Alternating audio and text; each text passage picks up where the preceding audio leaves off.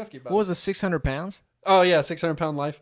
Okay. Have you been watching it with your girl? Dude, 100%, bro. It's a Oh, great show. geez. But I just wanted to get your opinion on it because I'm curious. Not that you've trained anybody that's big, but like you being somebody who is in the health profession. Yeah. I guess it's just Yeah. what's your Although it doesn't seem that way. yeah, exactly. Talking about pizza and all that stuff. But no, it's I guess it's just one of those things where it's more of a general question, Yeah. but like obviously obesity to that level is extremely dangerous. Yeah. And obviously watching the show sheds a lot of light, I guess, on just what addiction is, because it's more or less about psychological issues and going into like addiction attached to food rather than drugs or whatever. Mm-hmm. So it's interesting to see that like it's like you really could lose 500 pounds. Like that's crazy to me. Like is it really like common to like be able to lose that weight, or do you just like what is the risk I don't here? think it's a common thing because like once you're there, I mean, how many people are there, Like there's not too many people there, but like how many people do you know that are like 220, 230 that'll never lose that weight? You know what I mean? Like see what think you're about saying, that. yeah. Oh, it's so much harder to lose weight when you're down to like the lower end of the scale of like having to lose 50 pounds. Like to me, that's like the most challenging thing. Like, Yeah, that's I mean, crazy. losing 50 pounds like you did, yeah. right? Like that's actually crazy. Like what's insane is someone losing 500 pounds because like I don't even know how to fathom that. Yeah, people don't think about all the things that led to that extra weight. Dude. Yeah, And a lot of that is psychological. yeah, for But sure. most importantly, they need to get their hormones checked. Like they don't. I mean, their hormones could be like out of whack. Their thyroid could be messed up. I didn't even think about that. Yeah, You're right, absolutely. And then the second thing is their microbiome in their gut completely shattered. I mean, it's probably overrun with so much bad bacteria that the only things that taste good to them are sugars and carbs. Like here's what's insane about that, because speaking from fried foods, dude. Here's the what's bacteria dictates what your taste buds find attractive. Like literally, Yeah. So like you're doing a gut cleanse and replenishing your the probiotics in your gut will grow better bacteria and thus create like a whole different palate. Because I've had clients who have had gastric bypass surgery. Yeah. And so in the process of that, it takes out your gut. It takes out a portion of your gut. Yeah. It like cuts it out, right? And it rechannels it or whatever. Yeah, and so like your bad bacteria, a lot of it is gone. So like you have a lot of those people right after surgery not have the cravings that they usually have. Because and that's directly related to the fact that they took out bad bacteria out of their gut. It's insane. Yeah, so the problem is from there is to, make sure that shit doesn't grow back by getting back on your same diet.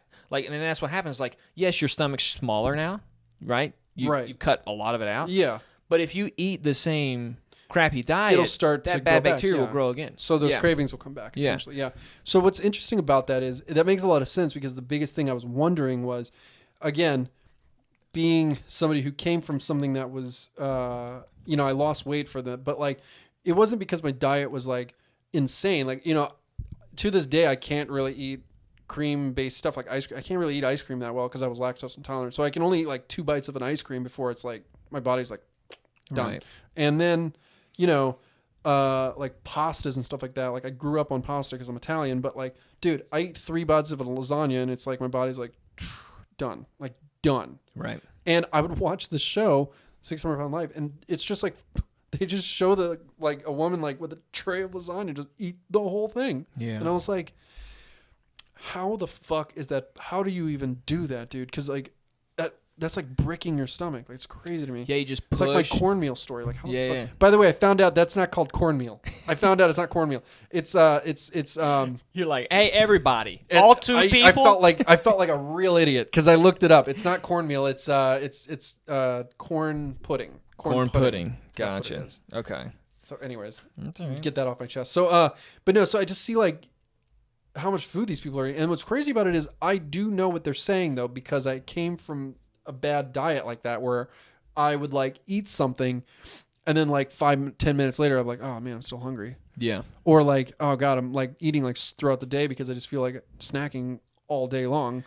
And in reality, it's like if you have a good diet, you eat and then you're full, and then you wait until you're hungry again, and then you're eating, you're full. And it's like it's the lack of proteins, it's lack of stuff like that. Yeah, I mean, it's just like a high carb diet. It's hard to get satiated because I mean, it's just like every 2 hours you're gonna be like craving more carbs. So and that comes down to like your insulin sensitivity. The more, and that's where you become diabetic. Yeah. Okay. So it's all correlated, but interesting. That high carb diet makes you hungrier. Destroys your insulin sensitivity, creates diabetes. So there's a funny thing. Yeah, it's interesting. But so the interesting thing is this show, because I'm not really a binge watch show kind of. I don't really like watch reality TV ever. My girl does, so I like watch it with her sometimes. Like we've been watching that Below Deck show and some other things like that. Anyway, but this show is so fascinating to me, and it's because it goes through the same cycle. Like every episode of this show is the same thing. It starts off with, "Whoa, that's a big person," and they're eating like that. Like, how are they eating like that? Oh my God, they're eating that much? Wow. And then, oh man, they have a really terrible life. They can't even move out of that bed. And then throughout the episode, you're like, oh, she's not doing the diet. She's getting heavier. Oh man, she's going to die by the end of this episode. And then something happens and then she loses a lot of weight and you're like, good for her. She's an inspiration. And every episode's like that. Every one of them. Pretty much. I mean, there's some variants, but like. So how long does an episode last in that person's life? It could. I mean, I thought it was like an hour, but it could go for like an hour and a half sometimes. But like. But I'm saying in their life though, does that cover them? You mean 6 months? I've never watched the show, so. Highly recommend it. From what you do, you should definitely watch it because it's definitely fascinating from a psychology standpoint. For sure. But also because it's just crazy. I mean, it's like, how the fuck is this happening? So I can't remember, but like I think it covers up to a year.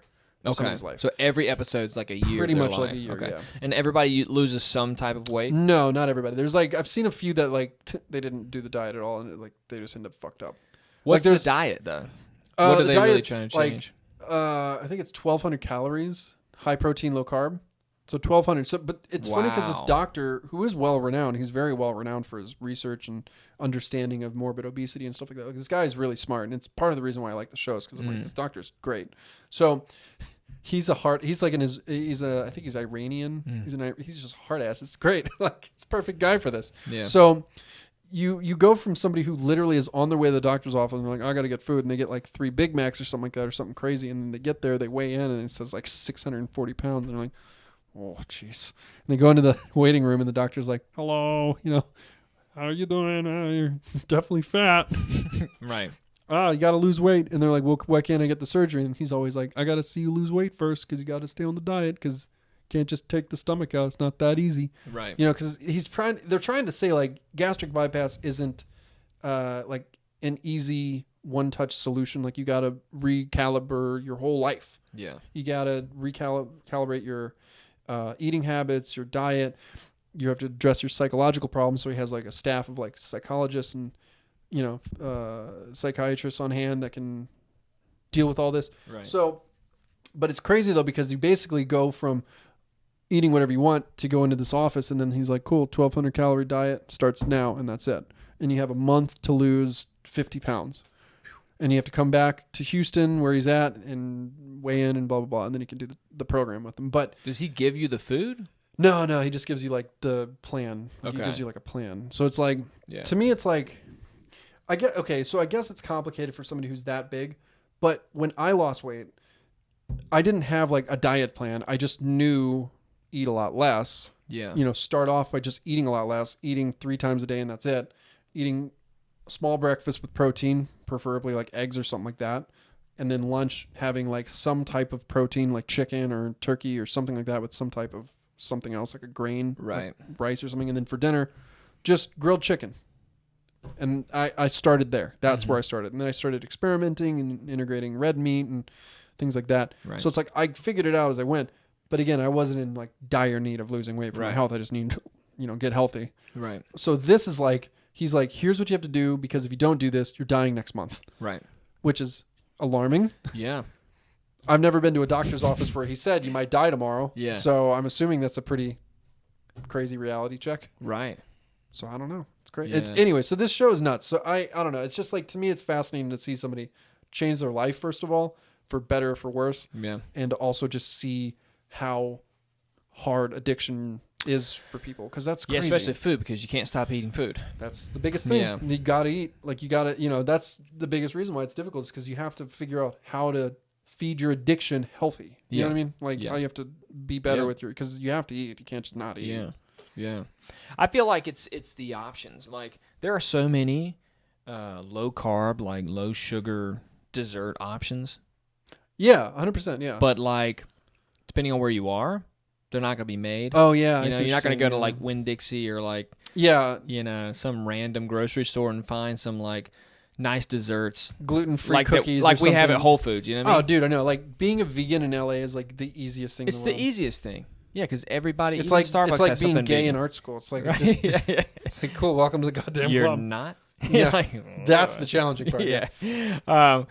But yeah. So that's a good thing. But like people don't know about that. And then when you do find out, like I think the real thing is, like, Courtney and I started doing this. We make our own desserts. Oh, that's cool. We used to make our own. Oh desserts. yeah. By the way, those desserts were delicious. Which ones did you eat? The little cake bites or cake pops or whatever. yeah. Those were good. Peanut butter balls. Dude, so good. Those are really good. Oh yeah. But yeah, so you have to really commit to like making your own desserts, because then those desserts will taste better, and you'll. I think a lot. Look, no one who's 800 pounds fixes their own food. It's true. You're right. Nobody does that. Yeah. They're not gonna be like, oh man, the oven's just fucking always it's almost broke. Yeah, because I'm just fixing my own. Yeah. Yeah, and just like fixing casserole after casserole. No idea. Yeah, because you have no idea what's being put in your food because you're ordering fast food. You're usually or just whatever, eating fast food. Yeah.